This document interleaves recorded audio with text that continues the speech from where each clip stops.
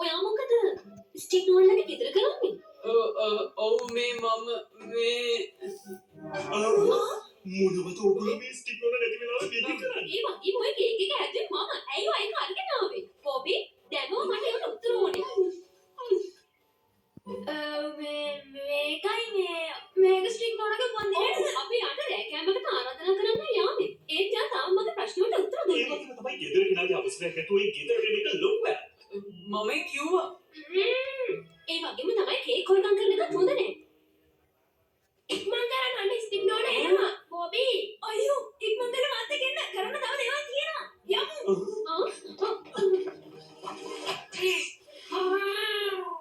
ඔන්න මං ගෙදරට ආවා.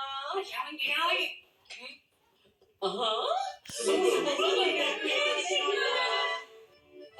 අනේ ගොඩක් ස්තුතියි.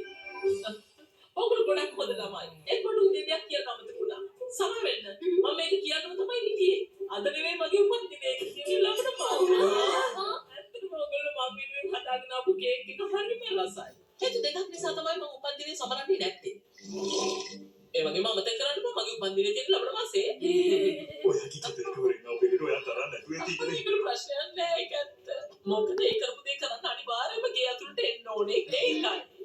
ඒක නීතිවිරෝධීවත් ඒ වගේ දෙයක් මම හිතනවා ඔයගොල්ලෝ මගේ හැම උපන්දිනයකටම කරයි කියලා.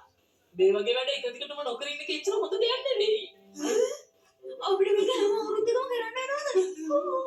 කැප්ටන් උත් ඒකට ඔයගොල්ලන්ට උදව් කරයි. කැප්ටන් නෝනා